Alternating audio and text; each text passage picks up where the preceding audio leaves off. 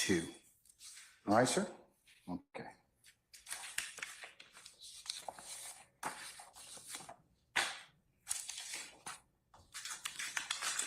All right.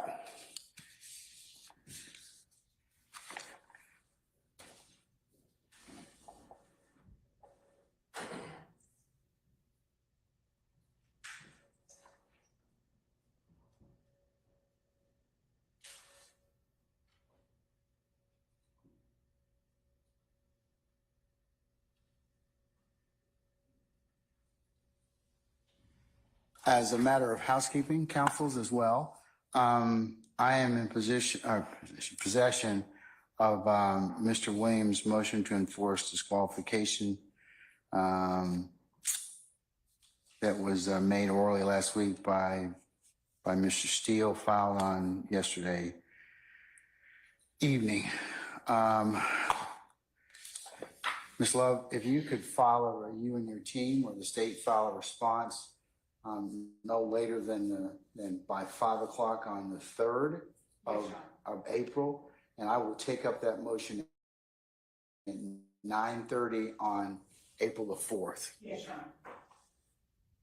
I will hear argument on that motion, and that motion alone that morning, and that would be the conclusion of our business. Yes, sir.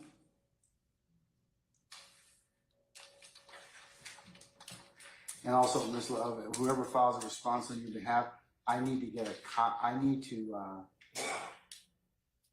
receive a copy of that. And council, this is one of the things I was going to talk with y'all about. The court is not ordinarily an e-file party, meaning I don't get if you file a motion, I'm probably going to regret doing this. But if you file a motion, if you don't make me an e-file, click, the court, like you have Mr. Kearns, I won't get a copy of it. You can do that, or my preferred ask is that you just send me a copy of whatever it is. Okay, so if we have to argue a motion and I've told you to take it up, please just make sure that Mr. Kearns gets a copy, I get a copy. You can do that by forwarding it to me directly to my county email, or just attaching that as an attachment, just making sure that you've copied the rest of the parties, and I can get it that way. Because that's part of the challenge. I don't get a lot of your pleadings and other things that I just need to be made aware of, just so I can kind of track them. All right, okay? All right.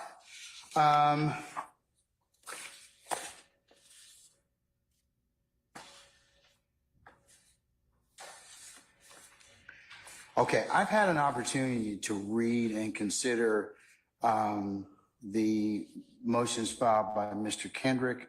That is the motion to limit witnesses due to undue delay, waste of time, and/or needless presentation of cumulative evidence, filed on the 19th of March of this year. Also, amended motion to limit the witnesses due to undue delay, waste of time, and/or needless presentation of cumulative evidence, and that was filed on the 22nd of March. And then I've also had an opportunity to take a look at the state's response to defendant DeMontre Kendrick's motion to limit witnesses, filed on the 1st of April of this year. Councilors, I've had an opportunity to read your motions, and I really don't need any oral argument on it. I'm going to go ahead and give you my thoughts, okay? And we can talk any further if necessary. Let me start out first by a brief procedural history of where we are and where the court thinks we are, which you can correct as need be. This case was indicted, or we had and/or arraignments May of 2022. The court then started having proceedings over the summer of 2022. We started motions on or about the 20th of December of 2022. We summoned jurors for January of 2023. We selected a jury on or about 15 November of 2023, and started the presentation of evidence soon thereafter. And up to this point in time of April the 2nd, I should say, of 2024, we have summoned some 40-something witnesses at this point, in terms of just a rough framework of what has gone on in this particular case. Now, in reading your issues, Mr. Weinstein, as well as Ms. Love, in terms of the delay, I'm going to group them in two separate, because I don't want you all pointing fingers at one another, and there's enough blame to go around to everybody, all right? But there seems to be two issues and two categories that issues kind of get presented. And the first one is, even though the state has released tranches of discovery over the course of the past year, some of it is untimely, and it causes, this is information evidence that the defense claims that they haven't seen, or has been augmented, or has been, they just didn't get. And a big example was last week when we had the testimony of Ms. Bennett, and even though there were interviews and or text messages that were available, they were not disclosed until the witness was on the stand. Now, the court understands the ebb and flow of trial and understands that sometimes things happen. And in taking a look at the appellate case law that we've talked about earlier in regards to exclusion, and this is not the first time the court's been asked to exclude evidence by the defense or made such arguments. Mr. Steele has made these arguments before. Mr. Weinstein has made these arguments before, and several of you have made these arguments before in terms of just of non-disclosure and that they should be excluded. But that's just one example of where the state could have and should have provided those particular statements earlier and text messages. And what this does is, when we have a jury seat in the box where Sergeant Ingram is right now, and I say, is there anything else that we need to take up? I'm really just kind of being polite. I really am. I really don't expect you all to have anything other than maybe something that's ministerial in nature. We seem to be taking up more and more substantive issues when I ask that question. And it's my pattern and practice to ask that, because I don't want there to be anything that's a surprise that we certainly shouldn't have taken up earlier. So it causes great delay. And that is something that the court has indicated to all counsel that is a challenge and a problem, and doesn't make your case in the best light it could. So that's why I would rather not call or have jurors present if you all have substantive things to take up that I'm made aware of. And you probably heard me say before, forewarned judge, a happy judge. So, I mean, it's true, because then I can kind of take up things and I can kind of tell the jury, consistent with your ability to try this case without delay and interruption, and put you all in the best light possible in front of this jury. So that's one set of examples of, is the disclosure or non-disclosure, or the alleged non-disclosure, okay? So, and I've had to excuse our jurors sometimes for hours in respect to try and unravel issues that you all presented for the court, which you needed to, but we could have taken this stuff up much earlier and resolved that without our jury being present or our jury being in the box. Okay. The second category of issues that both sides argue, or then the court has seen presented in this case, is the defense claims that the state didn't disclose or give evidence which was not disclosed in discovery. So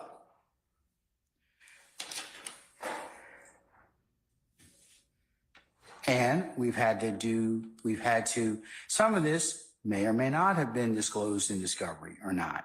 And I find that I have to kind of then unravel that particular issue. Sometimes we sit here in front of a jury and not in front of a jury, but while the jury is in their headquarters, and we have to unwind that. And there are a number of times that both of you, but the defense, I'm going to pick on you, Mr. Weinstein, you filed a valid set of motions and an amended motion, but this morning I got 15 amendments to it. Now, the people from the Catholic school did teach me how to read, but I can't read that fast. Okay, so, but you filed some 15 addendums and everything else that you wanted me to look at. Can I briefly respond? No. Let me finish. The challenge is that if you package them and give them to me earlier,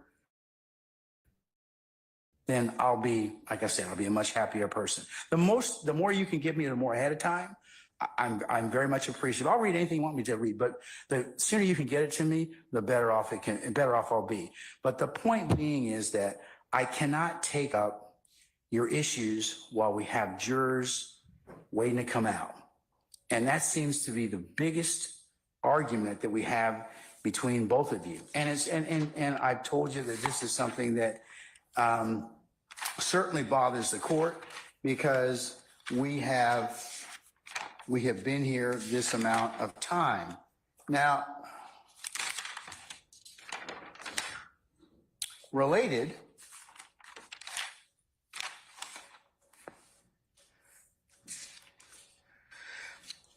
Ms. Love, I asked you have you gotten the list of potential witnesses and the days you think you're gonna take to present the rest of your case in chief? Just ballpark. Your Honor, I don't have that for the court, but I can have, Okay, all right. I told you to have it today, okay? And this is one of those things that I tell you all. I mean, it's just like what I tell you all is not aspirational. There's a reason I ask you for it. And this is exactly what I'm complaining about at this point. You told me you were going to have it because I told you we were going to have, first we're going to have these motions on Monday and Tuesday, but unfortunately I had a funeral I had to go to yesterday. But so you've had at least a week or so for you to pull this together and for you to because I wanted to know how many more witnesses and how many more days. And I told you ballpark and the evidence that you and Miss Hilton, and your team is kind of putting together, but that's not ready, is it? Your Honor, what we have been factoring in was the data that we will not be in court. So we have got. I just asked. The brief answer is that is not ready at this time. How many days more of trial do you think that your case in chief will take? I could 30, 40, 50, 60? Tell me how many more days you think you're going to have. I asked you to come up with that number because that's.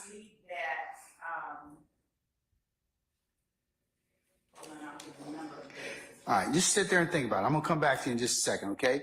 But this is a challenge because it's been brought to the court's allegation that I'd like to, while you all need to try this case and it needs to be fairly tried as to both sides, we have jurors that we need to present this case in a more expeditious and streamlined fashion. And this is just part of when I ask you to do something, please do it timely. And this is a problem, but we're going to come back to this. All right. So that's part of the challenge in this case. We started out with some 700 witnesses. We came down to 400. State says, well, we got about 200 and thereabouts. And that's kind of what I was going to inquire about today. So I'm going to come back to that in just a second, but I've also, to let you all kind of handle your business, I provided you several administrative days, which I've invited and directed counsel to iron out any preliminary issues that the court may have to take up beforehand and file suitable motions so that you all can have this before me. And then I can okay, we got to take up 2 or 3, we've heard these phone calls. There are some issues that kind of came out with that. It's going to take a day. Then I don't bring this jurors back yet for another day, or we plan on it, and then we can take up that. So that has been a challenge, and it's caused a lot of start and stops with our case. So, in looking at 24-4-403, Mr. Weinstein, I don't believe that it does comport to your, even though you and Mr. Apt have artfully kind of fashioned that motion, 403 has to be specifically applied to a particularized situation. It's not that I don't take it, and it has to be taken up on an individual basis. I understand globally what you're asking me to do, and I understand the frustration, but I'm not gonna apply that to it quite yet. However, I am gonna apply 24-6-611,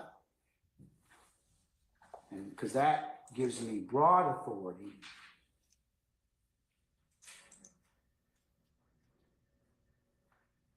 to exercise reasonable control of the presentation of witnesses and evidence to avoid needless consumption of time and other things. So to that event, what I am going to do is I'm going to initiate the following. And I'm going to put it in administrative order. And here's what I'm going to do. On Mondays, Thursdays, and Fridays, we're going to start at 8:45 and reclaim a little bit of time. So if you need to take up anything, we'll go ahead and take it up before a jury gets here. That's number one. There's 5 things I'm going to implement. 2 is going to be the exclusion of any evidence, documents, or pictures that aren't timely disclosed. So, defense, if you argue that they haven't been timely disclosed, it will be the state will have to tell me what date and did you disclose that particular evidence or discovery in the same or substantial format that it was given to the defense. So, because what I'm having is I'm getting, well, the state changes it or expands it or just comes into possession of it. So if it hadn't been disclosed already, you tell me, for example, we gave that to the defense on April the 15th of 2023. And you can show me that it has been in fact filed that day, then we'll proceed.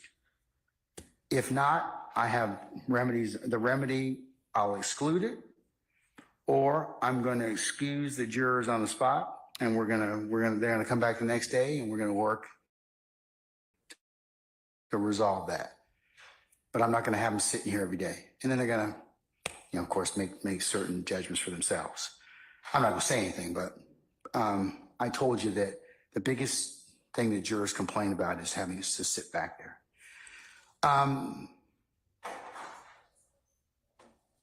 Also, if it's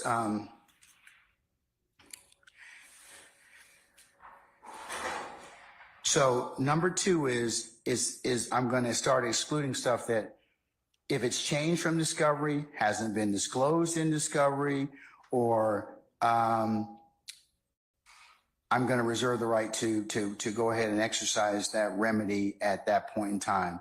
So defense, if you're going to make that argument, you need to be able to tell me what's changed about the particular evidence. If so, because after the state tells me, okay, well, we gave it to you on the 23rd, well, then you have to be able to tell me, here's what else they gave me. So I may just exclude that portion of it.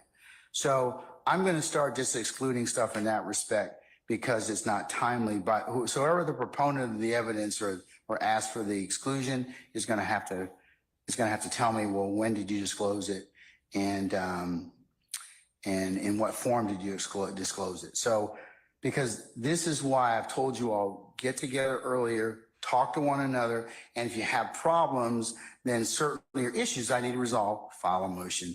let me know so I can go ahead and take it up. But I'm hearing about it a lot of times the first time when the jury sits in the box. And I can't do that. It's not fair to them, not fair to me as your trial judge to be able to rule on those kind of things. So related, number 3 is I'm going to start, if appropriate, and I do need to take up something that is of that important or import, I will go ahead and excuse our jurors, and just we'll take whatever, and we'll come back the next day. So that's 3.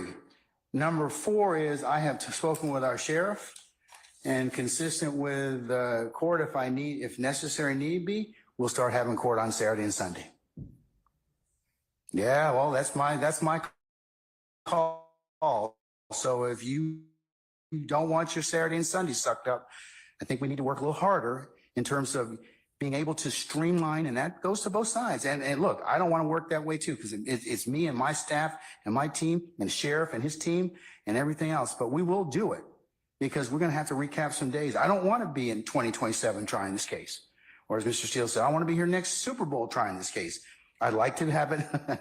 I'd be able to watch the Super Bowl without having to come back to try your case. I hope that your case is resolved by that time, whatever may happen. But I think that we can do a better job at presenting the evidence and streamlining whatever for the fact finder to be able to make a decision. So we're going to start gathering on Saturday and Sunday. And the last remedy, and I don't say this being otherwise mean and contrary and everything else, but I have power of contempt. I don't want to use that. I don't. But it's come down. We've been in trial a long time. I think I've been very clear with everybody about my expectations, which serve you all and your ability as advocates in this case to try the best case you have. So that's why I said I wasn't going to kind of let you all start pointing fingers at each other, because I think there's enough blame to go around. But you all are going to have to, as I've said before, do better. You all are very seasoned advocates. So I shouldn't be having these many discussions, interruptions. I mean, and I'm in no way saying you're not doing your jobs, because that's what you're paid to do. You are doing your jobs. But the challenge to the court is that we've had a lot of interruptions with the jury sitting in a box. And I told you my concerns about that. So that's where I'm going to draw a line. And I've thought long and hard after these motions. I was thinking about this prior to Mr. Weinstein filing his motions and supplemental motions to limit the witnesses. But I have to do something that will at least make us or force us to go ahead and make sure that we can present a case to the jury that is more streamlined and not stops and starts. I mean, if we get 2 or 3 hours a day, we're doing good, because we had so much interruption. And a lot of that interruption was needless. It could have been taken up much earlier. So, so that's where I am at this point in time. Now, back to my original ask, Ms. Love. How many more days do you think that you'll have? Your Honor, how many more days and witnesses do you think you'll have? we think about 150 witnesses, Your Honor, and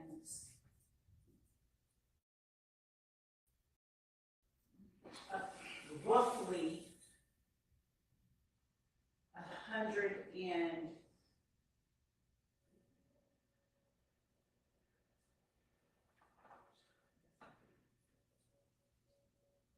so roughly 120 days.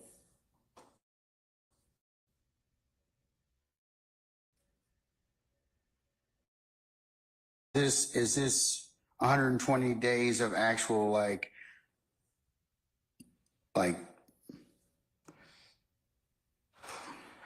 5 days a week or what? Right. We were trying to, this is what we were trying to achieve. This is what we're trying to achieve. That's what we were trying to achieve, yes. So we were trying to with the tearing down and with the previous information I shared with counsel for the defendants, this is what we were trying to achieve with our prior requests and information that we relayed to the court. But that's not inclusive of the length of time it would take counsel to cross-examine all of our witnesses. We don't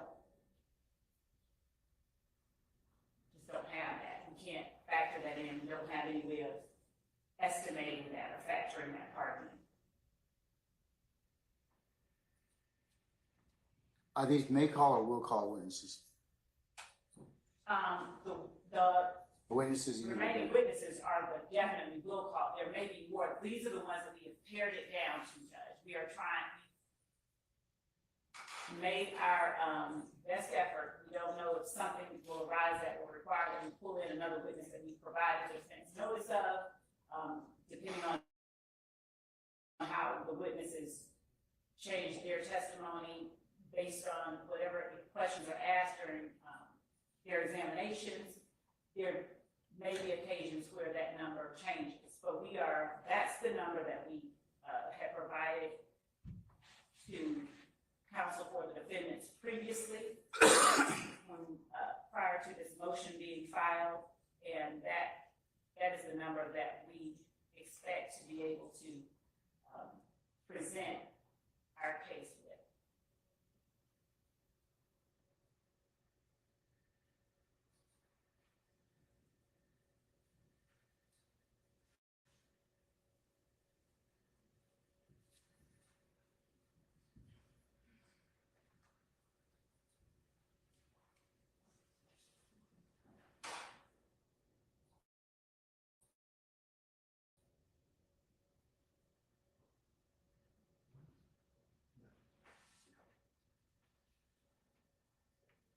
Okay. Oh,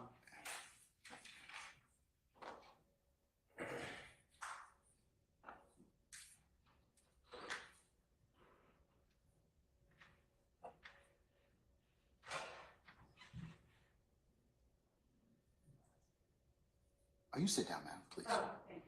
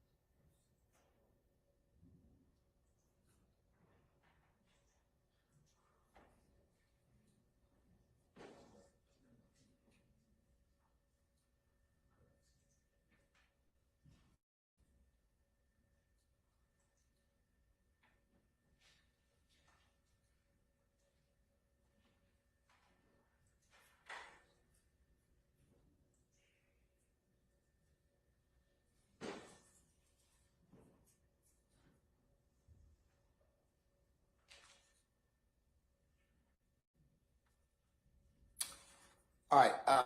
Let me ask the state a question. I know that we've touched this before, but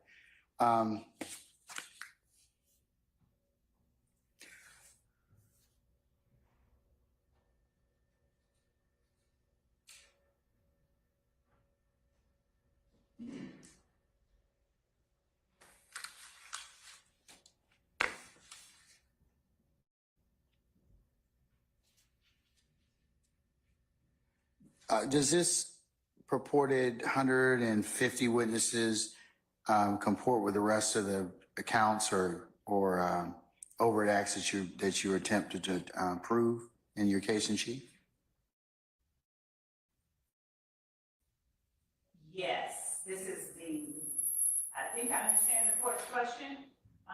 This is the number of witnesses. This is the most pared down. This is what we expect that we hope to be able to prove everything that we intend to put before this jury in our case in chief with these witnesses. If something goes differently than we anticipate, if some objection is made, if that is sustained, that requires that we call in an additional witness here or there to prove particular points, then we would supplement that list to that extent, but we don't expect that would increase our numbers by any great percentage. Okay. So this is for the entirety of the rest of what we anticipate presenting to the jury in our case in chief. So it includes the counsel on the indictment. It includes overt acts, intrinsic evidence that we intend to introduce. We have served upon counsels for the defendants all of the acts, intrinsic, overt, that we intend to introduce evidence of. And so there's nothing within those witnesses that is not contained in the information that we have provided in terms of what we intend to prove. But this is as pared down as we've gotten it. Okay, so these are the list of 150 are your the witnesses you will call. Yes. Okay. All right. Here's what I want you to do. Pursuant to OCGA 1716.3, I want you to update your witness list. Mm-hmm.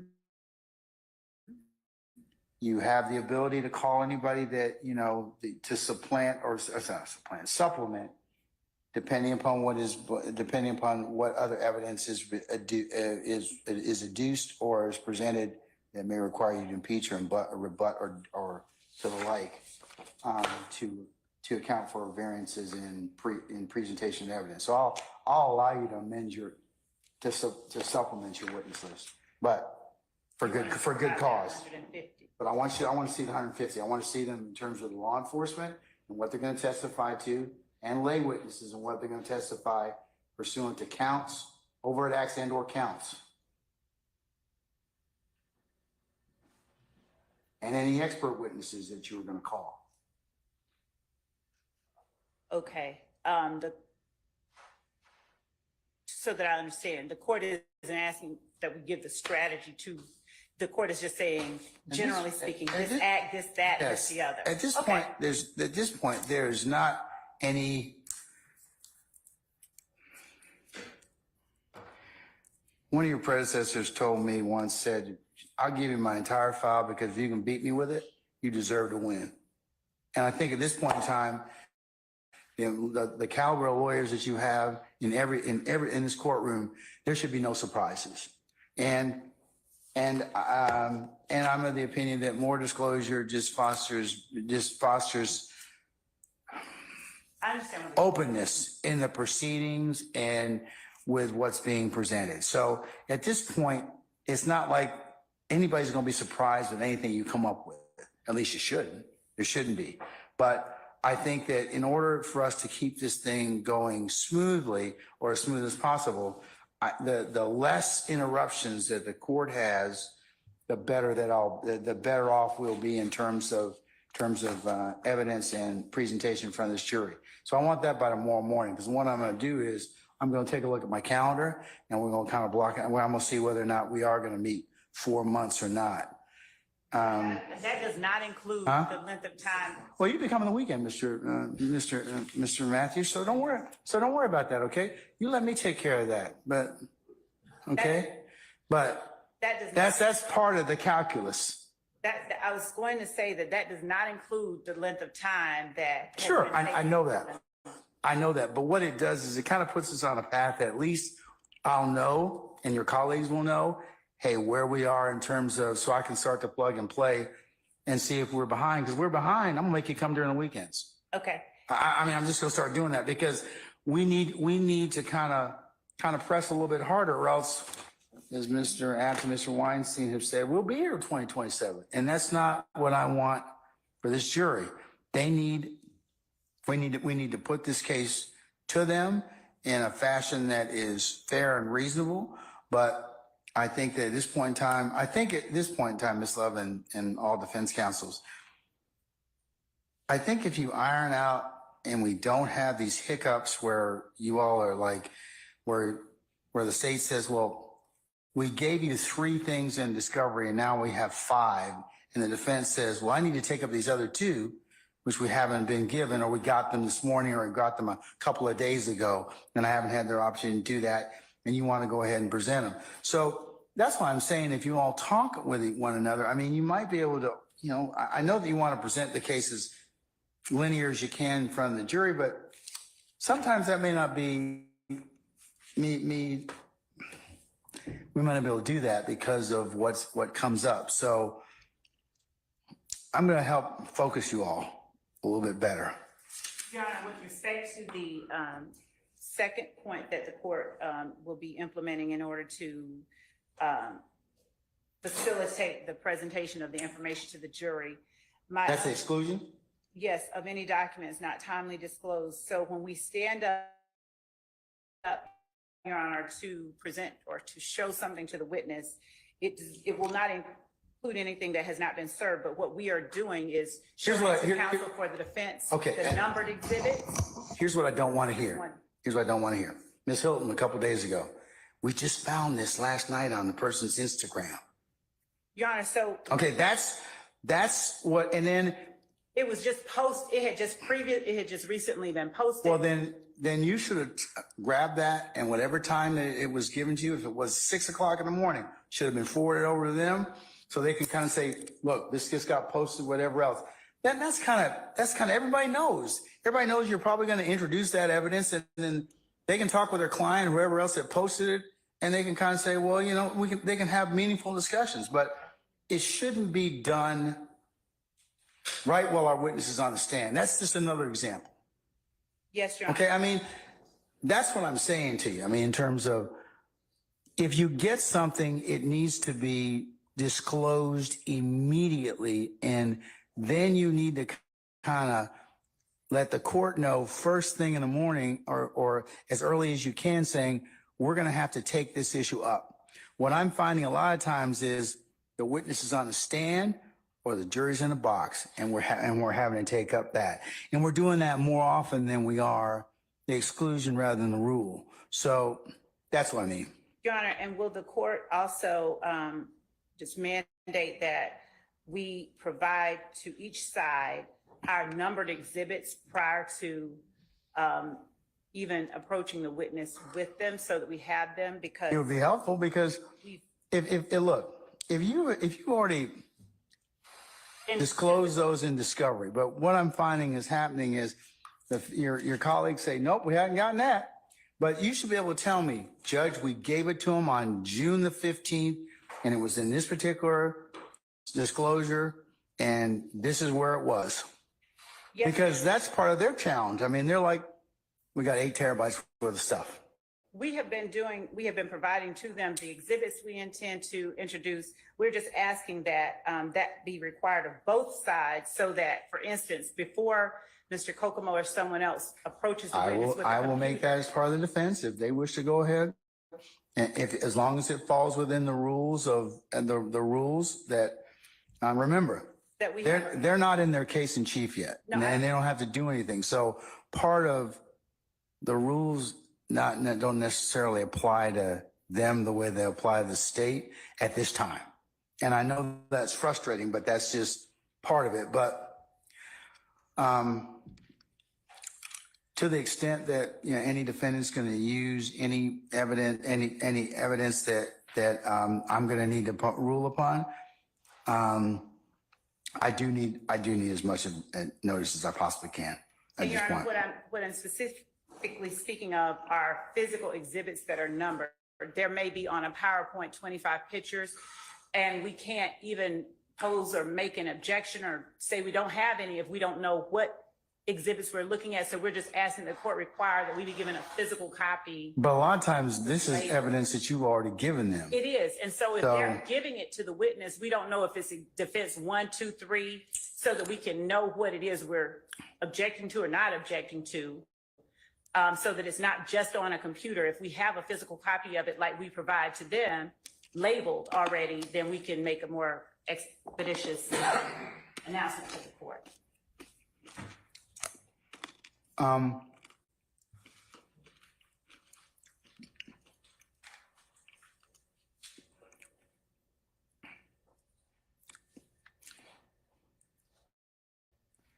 To the extent that the defense has any materials, it would be helpful for you to show those to the state prior to you prior to your presentation, so we don't have delay to the extent that you can. So I'll make that part of my order, but it's really going to depend upon. And Your Honor, I don't mean far in advance. I mean prior to saying we're approaching with some pictures so that we can at least know what it is that we're talking about, like defense 1 through 12. If we could just have them, a copy of them, that would be great. Well, I'll say this: as long as if it involves anything that wasn't disclosed in discovery, because you all should have those. I mean, Ms. Love, I think part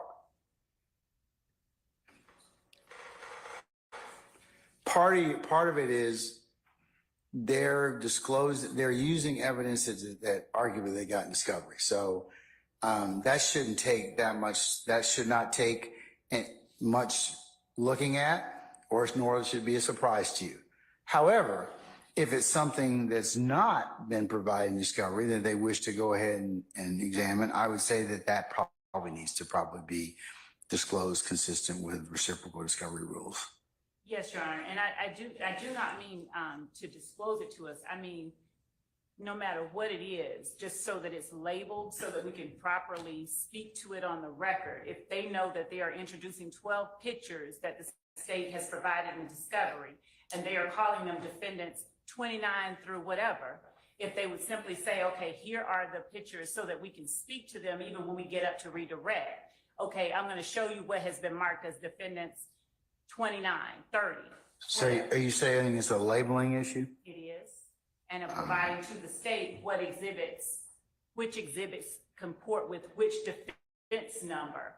We have had the circumstance where a computer is taken to a witness and the witness is shown unnumbered photographs, and we have had to stop and say, we need to know what is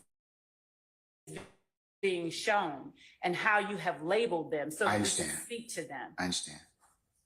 All right, so both sides can do that. Remember, if you show a witness a document, even if it's for refreshing recollection or whatever, or it's not admitted, it still has to be identified for purpose of record.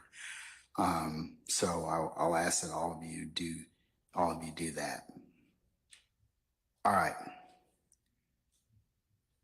What other issues haven't I dealt with pursuant to your motion, Mr. Weinstein? Thank you, Your Honor. I just hope I get some clarification. Sure, to the extent I I'm can. sure the court understands, but I don't understand. When the state says they have 120 days of direct examination, that's 120 court days, correct?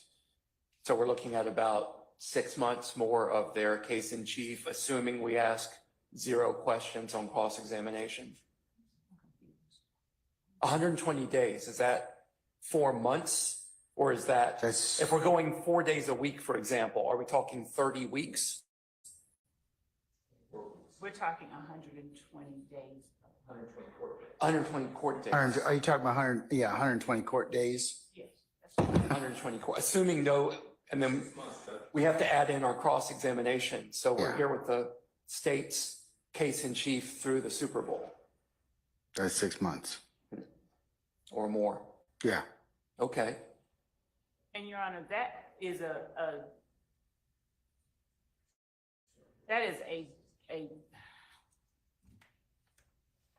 it's not precise, and I can do more. It's as precise as I can give to the court at this moment. And Your Honor, I have stated to the court and to counsel for the defendants where it was that we were trying to conclude this case by. Your Honor, I'm sorry, can I go? Yeah. Your Honor, courts in the 11th Circuit, the 7th Circuit, the 5th Circuit, the 3rd Circuit, the Western District of Pennsylvania, the Northern District of Iowa, the Eastern District of Kentucky, the District of Mass, and I could probably go on and on if I had more time to research, have used the combined power that you have under 403 and 611 to limit witnesses, limit the number of witnesses, and or put time limits on the state. What I sent you this morning, just to clarify, and I should have made it more clear in my email, and that is my fault, was those were not additional arguments or amendments to my arguments. Those were courtesy copies of cases that were cited in the motion or additional cases that I was going to use in my argument. And that was just for the convenience of the state and for the court. So y'all didn't have to pull those up. But they weren't last minute arguments. But Your Honor, and I'll sit down after this because I do believe that you've already made up your mind. But I would just ask the court to reconsider, because I do appreciate that you're trying to grab the bulls by the horns here and make us more efficient. And I don't doubt that those 5 rules that you've put in place will make us more efficient, but we're still trying to be more efficient at something that is going to go on for years. This length of time doesn't include our cross, and it doesn't include our case in chief. So while the state says that I cannot ask for what I asked for under 403, fine. Okay, why don't you put in time limits? It's done over and over again by courts, Your Honor, because right now, 150 witnesses, 120 court days just of direct examination. I mean, we're going to be making Super Bowl bets with each other in 2026, Your Honor. Do you have any Georgia case law that allows you to limit the length of witness, the time of witness testimony? Because ordinarily, it's a thorough and sifting examination. Exactly. And So, no, I do not have Georgia case law, but U.S. Supreme Court case law under Getters says that you are not a mere moderator, that if truth and fairness are not to be sacrificed, the judge must exert substantial control over the proceedings. And don't misunderstand me. I understand that you have exerted control. But what I ask is that you listen to what some of these other courts have done. The Reeves case, okay, the Reeves case, Eastern District of Kentucky, it's not controlling. You don't have to do what they say. But I will tell you, it's been cited 69 times throughout the U.S. about how a court needs to get a hold of a case so that you are running the case, Your Honor. You are controlling the court, not either of us, not the state, not the defense. I mean, you read my briefs. You know what they say. I'm not going to repeat it. But if you leave it up to us, we're going to do everything that we can to put on as many witnesses as we can to hammer home our case. And unless you put some kind of control, as we can see by another 150 witnesses coming out, unless you exert some type of limit, we are never going to get through this, even working on the weekend, which I really would rather not do. Even working on the weekends, we're not going to get through this case, Your Honor. And let me add something else, just briefly, and I know you don't want to hear argument, but I want to mention something that wasn't specifically in there. We are losing our jurors. We are losing our jurors. I look over there at them, and they are trying their best. They are trying their hardest. Often they are taking notes, but other times they have just tuned out. Tuned out. In a study from 1987, looking at long trials being more than 20 days, and short trials being less than 6 days. In long trials, 46% of the jurors found that evidence was difficult or very difficult as compared to jurors in short trials, 29% in short trials. 7% of them in long trials said that the evidence and testimony was dull, or I'm sorry, very dull, as compared to 0% in short trials. And then here's the thing I'm most concerned about, Your Honor. In long trials, 46% of jurors had their attention wander quite a bit or occasionally, versus 24% in short trials. We are way beyond a long trial.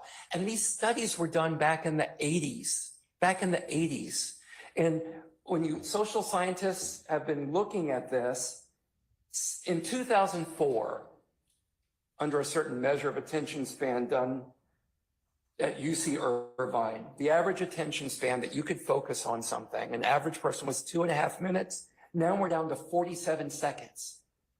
So these jurors in the 80s who found that their attention wandered, they're not even close to not wandering anymore. I'm really afraid that what we're going to end up with is a situation where the jurors are making their decision not based on 2 or 3 years of evidence presentation, but on how well the advocates do in their closing arguments. All right, sir. Thank you for hearing me out on those additional. You're very welcome. You're very welcome. All right.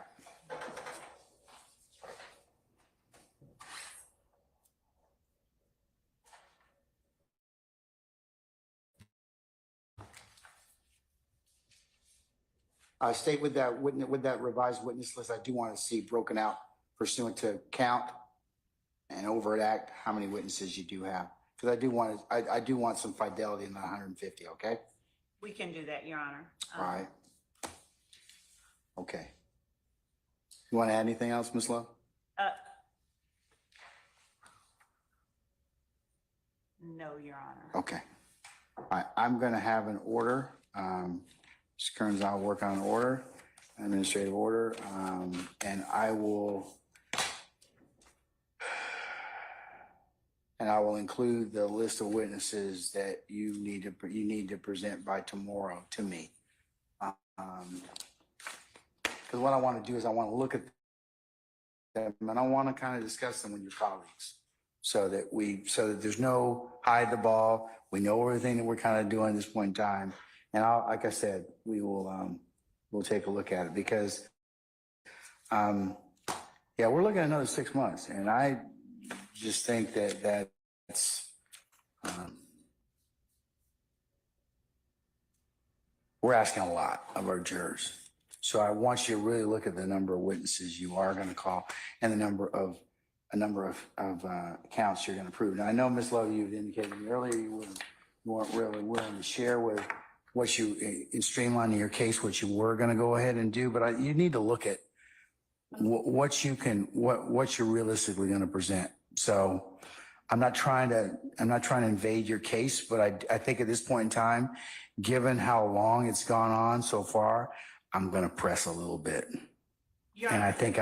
I think that the law allows me to do that at this point under 611 because of how long we've gone. So. And Your Honor, thank you, and we will certainly comply with the court's directive. We would point out, as the court is well aware, as our defendants, that of course it is the state with the burden of proof, and Your Honor, the court's discretion with respect to limiting or directing or how the trial progresses also extends to repetitive questions asked by counsel for multiple defendants. And so, Your Honor, we would ask that the court also consider fashioning remedies that include when there are questions asked by one defense counsel that another 3 cannot get up and ask the same thing, though they are representing different people. Additionally, Your Honor, as I stated, we have no problem providing to the court and counsel the witnesses that we intend to prove up our case with. I've never had any problem with that. So we will be giving that to the court tomorrow as directed. All right, and then we can discuss what witnesses are going to be called, because I'm going to do an administrative order based upon that. Yes, Mr. Weinstein. Your Honor, I don't believe that you need the additional element that the state has asked for, that you put in there, that we cannot ask redundant questions. I believe the court has done a. Well, I'll interrupt you because, yeah, I mean, Court so. show that you're willing to jump in if you believe our questions are redundant. Or repetitive. or repetitive. Yes. Okay. All right. So, all right, councilors, thank you very much. So we'll continue this discussion tomorrow morning, depending upon what the state, in terms of the witness list. Any other council wish to be heard on this particular issue, even though you didn't file a motion? Anything you wish to add or comment upon? All right, hearing none, you're welcome to do so. But tomorrow morning, I will be asking for conversation with the rest of the witness list. Okay? Yes, Your Honor. Thank you. Mr. Steele?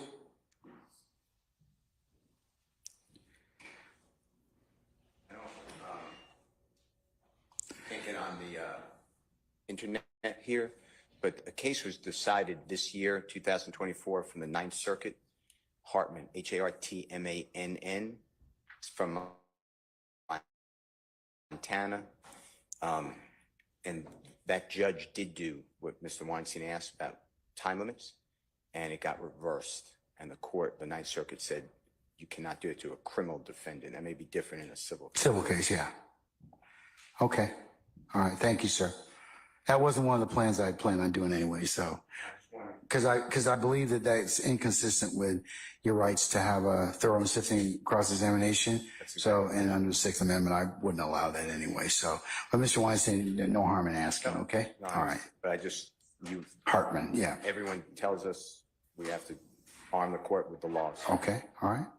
Judge, I don't believe that there's been a problem with the defense attorneys asking repetitive questions. I think the court has been able to identify that and deal with it accordingly. So I would just respectfully ask the court to continue as it has been in that regard. I don't think lawyers would be getting you're just asking the same questions over and over. But you do need to identify yourselves when you get up, so Ms. Weaver is not mad at you. You know, so if you could work on that, Ms. Weaver would be greatly appreciative, all right? Okay. All right, okay. Anybody else? All right, so we'll take up the rest of that tomorrow morning in terms of the witness list and categories and counts and over at ACT. So when we come back in tomorrow morning. Let's go ahead and turn to, Your Honor, excuse me, I'm sorry. yes, sir. Regarding returning tomorrow morning, I believe that you asked us where we have administrative days to try to take care of doctor's appointments and other issues that we may have. I know tomorrow is originally scheduled as an administrative day, so I'm not sure if. I said if we're done. Well, it was originally, If- Monday and Tuesday. And I told you Tuesday Unfortunately, and Wednesday. Unfortunately, because of that death, you moved to Tuesday, Wednesday. I did. But I believe some people may have already scheduled appointments on Wednesday. I don't know if you could maybe inquire and start later or something to that effect, Why would I want to do that? so that the attorney. can Why would I want to do that? I mean, you know, Because you're a kind man. let me tell you what the Jamaicans say, off of me, right? Excuse me? Okay. Off of me, right? I can only ask for one, so. Is there anybody that's going to be an issue with? I can't see you. Misty Williams? What time, madam? Okay, so if we started at 11, would you be okay with that? Okay, Thank you. we can reasonably accommodate that. All right, so that's what we'll take up at 1100 hours tomorrow. Once we're done with that, I don't think we'll have anything else in that respect, okay? All right. Okay, let's see if we can take up the rest of we got a couple of just things that we need to kind of just take up at this point, and that would be the motion to exclude or redact the conviction of Mr. Winfrey, and that was filed by Mr. Steele. So, sir?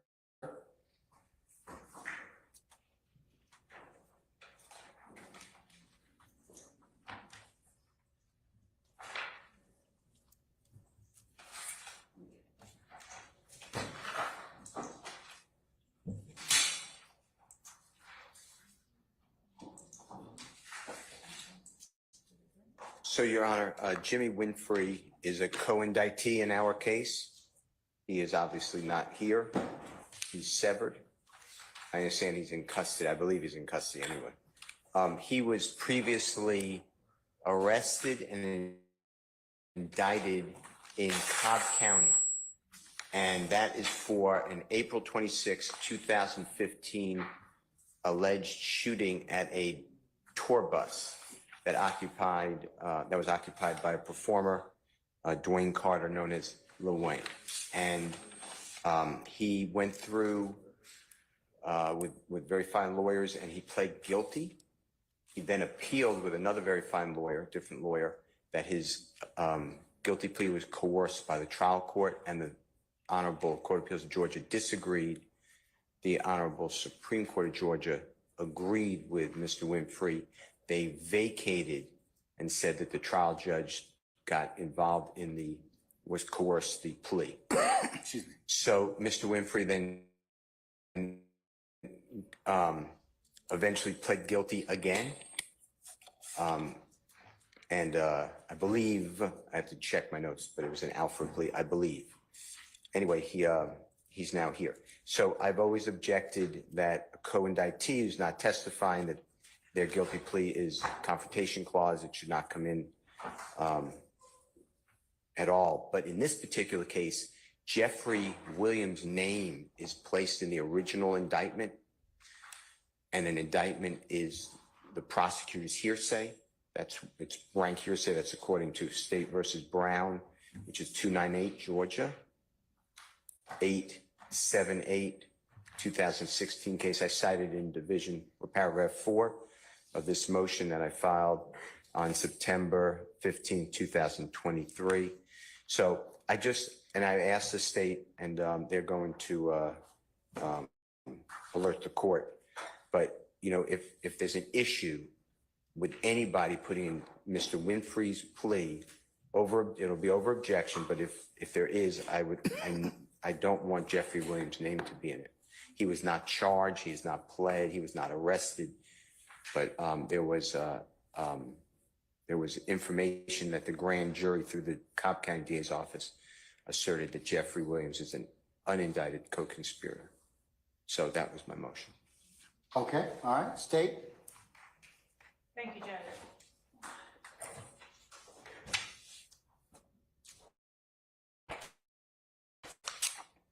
Your Honor, I believe that the case that Mr. Steele cited for the court has to do solely with the state using an indictment of a non-co-defendant person to prove the existence of a gang. The indictment, State v. Brown, involves the state simply taking an indictment in an entirely different case of an alleged gang member who is alleged to be a member of the same gang as Brown, and using the indictment itself alone to prove the existence of a gang. Whereas in our case, the shooting of Lil Wayne's bus is not only alleged to have been done by the criminal street gang member of YSL, that is Jimmy Winfrey. It is also alleged as an overt act in our indictment. Now, what the state does not intend to do, which we believe would comport with the spirit of Brown, is we do not intend to put in the counts to which are not at all referenced, or which Mr. Winfrey,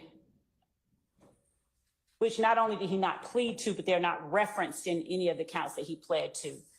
And along those lines, the counts rather to which Mr. Winfrey pled guilty are counts 5 and 7 of indictment 152-765 in Cobb County Superior Court. And count 5, Your Honor, of that indictment states as follows.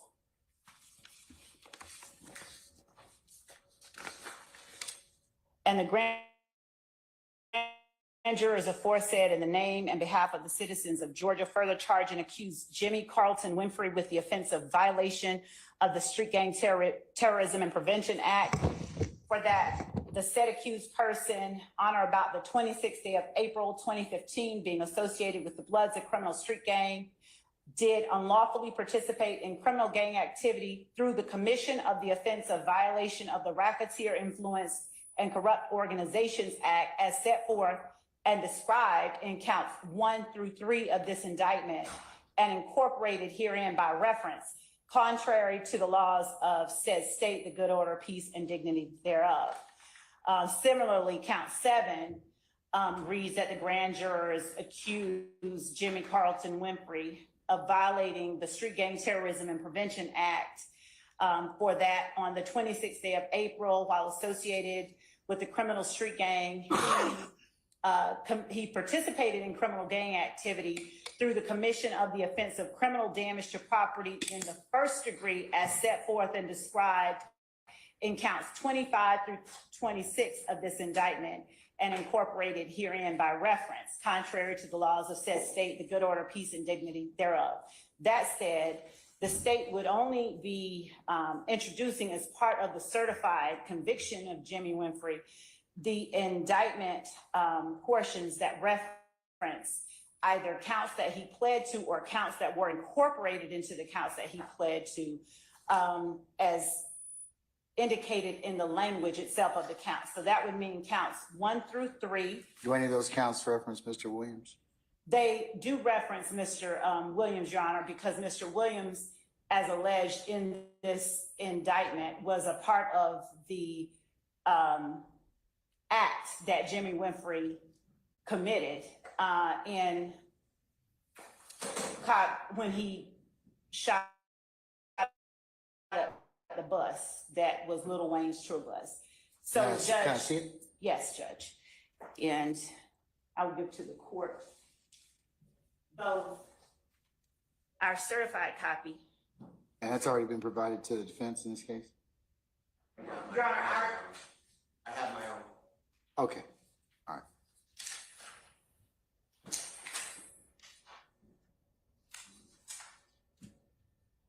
which consists of the original indictment and plea, and then the subsequent indictment and guilty plea, which was entered in 2020.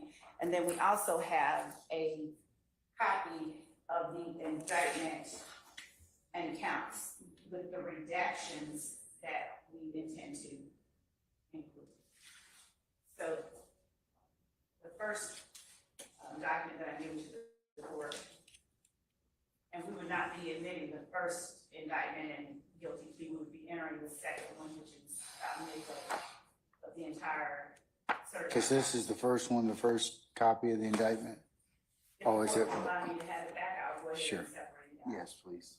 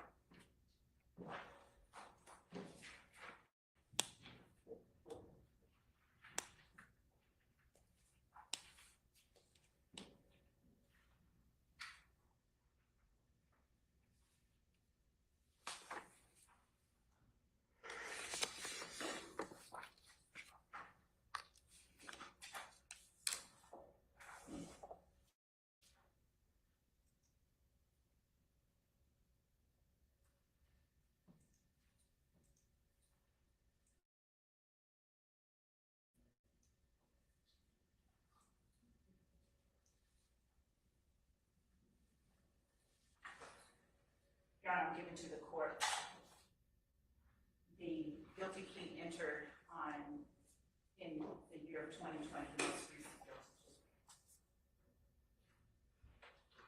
plea. And the second set of documents is the guilty plea with the indictment, rather, with the redactions that the state intends to include. And that means redacting count 4, count 6,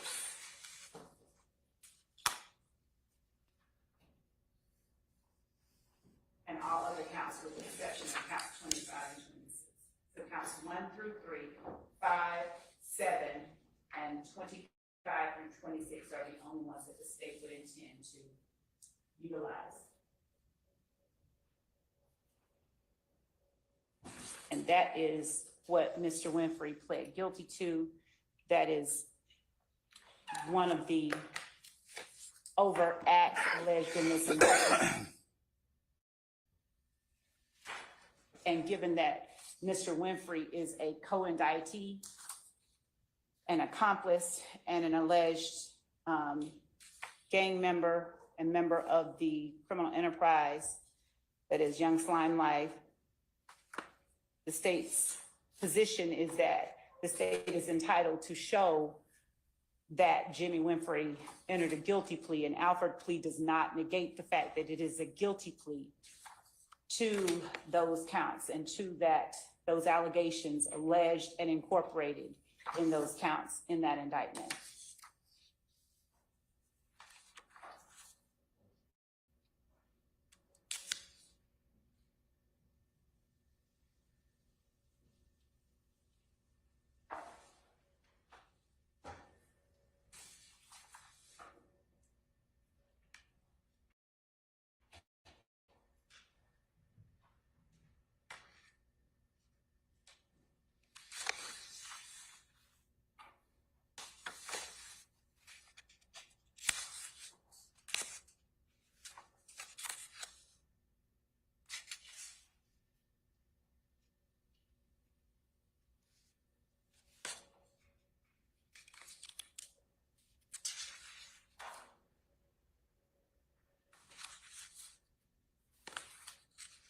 Let me ask you a question, Ms. Love.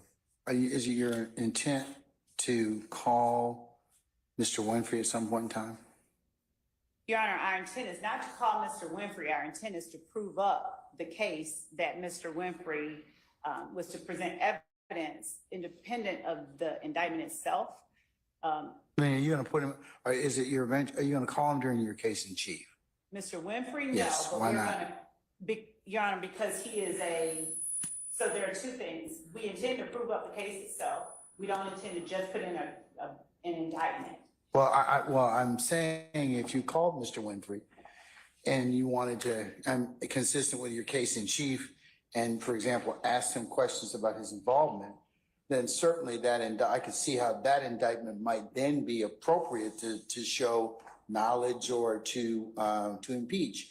But that's why I asked you that question. It wasn't for me, it wasn't for the court asking any other purpose, but Judge, it'll be similar to the certified copy of the indictments of Shannon Stillwell that we've entered Mr. Stillwell, I cannot compel him to testify.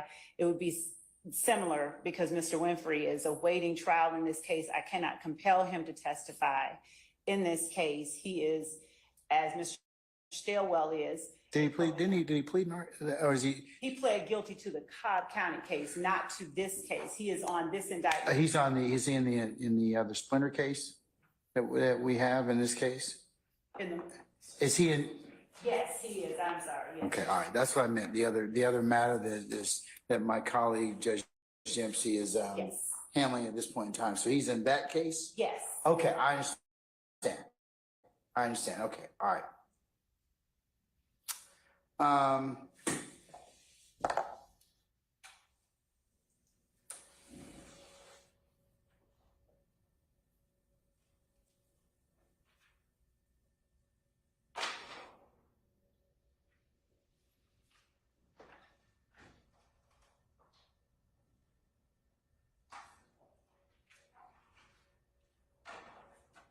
Okay.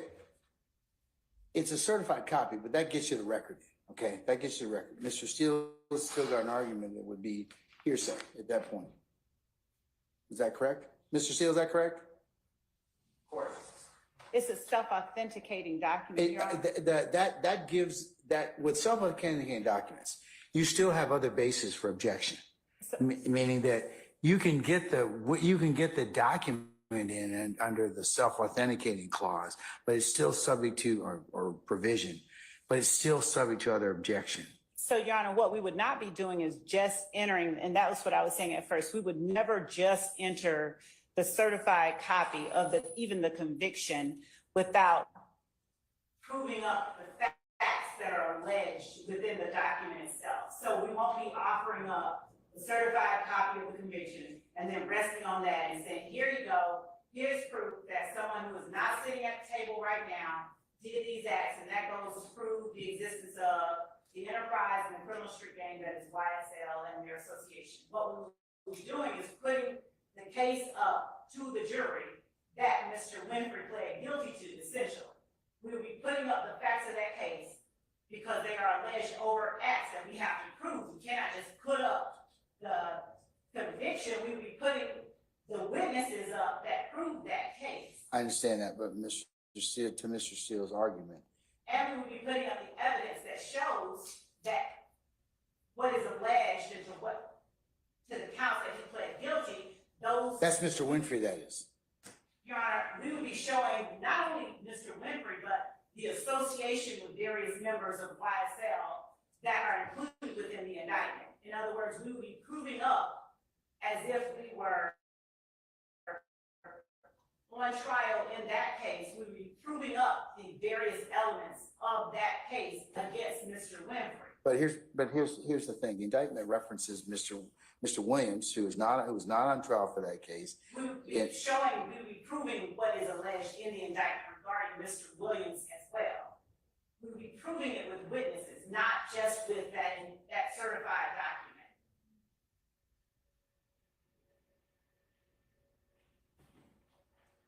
I'm not saying it might not come in, but I don't know if it'll come in at this point in time. But I'm just, I have some concerns. I understand what you're saying. You're saying, okay, we're going to prove Mr. Winfrey's conduct, okay? And Mr. Winfrey's pled guilty to this indictment, the second indictment anyway. So that certainly would be appropriate. But I think that you would probably have to redact out Mr. Williams' involvement at this point. So, Your Honor, prior to and without putting up evidence of what Cobb County alleged in that indictment regarding Jeffrey Williams, I would understand that requirement. We intend to put up that information, and it would not be hearsay when the state has proven the allegations that are made in the indictment. And that is what we intend to do. We intend to prove the But wouldn't it be cumulative at that point of other evidence? I mean, here's the thing. I think that it might come in. It might come in. It really might. But I think it's going to depend upon what is testified to. I mean, I certainly understand with Mr. Winfrey, you could probably use this indictment for whatever he's pled guilty to. And that would not be an issue. But I think Mr. Steele on behalf of Mr. Williams is indicating at this point now that, he's objecting to it because it certainly would be considered, but hearsay, even though the document itself, under the self-authenticating clause would be admissible, it still would be subject to other objections. Also, I could foresee, depending upon what is testified to, then the facts in this indictment may become more relevant, meaning that should the door be opened as to things in this particular indictment, then other things might be, certainly the court would reevaluate at that point in time. But I think in your case in chief, it's subject to some valid objections. Yeah. That's just what the court's thinking of at this point in time. Mr. Steele, anything else? No, sir. Okay. So do you understand why I'm saying at this point in time? If you wish to go ahead and use the indictment, then that's fine. And I think the redaction would be appropriate, but you'd have to redact out anything about Mr. Williams at this point.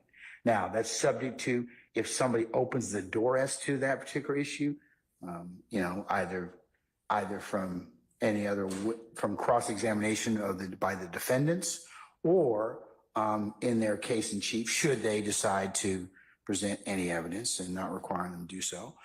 But then that would be, certainly the court would relook its position under that particular set of facts. And so what I think we'll be doing, Your Honor, is not even introducing the exhibit until we. Your choice, okay? Because here's the thing, even if you introduce the evidence, it's subject to other, it could be, I'm not saying it will be, but it could be subject to other additional objections. Yes, Okay?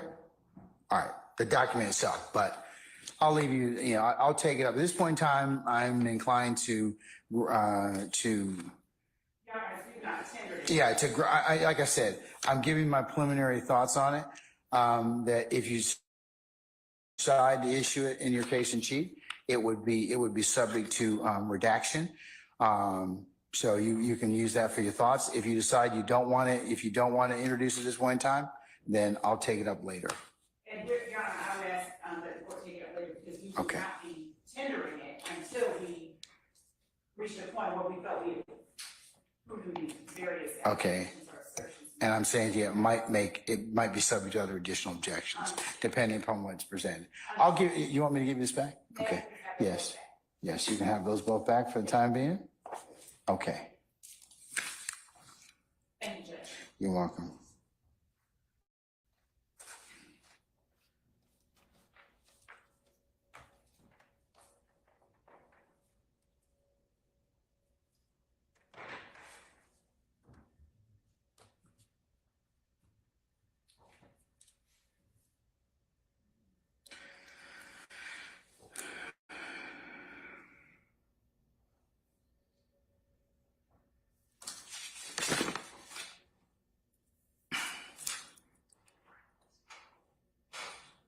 What's that?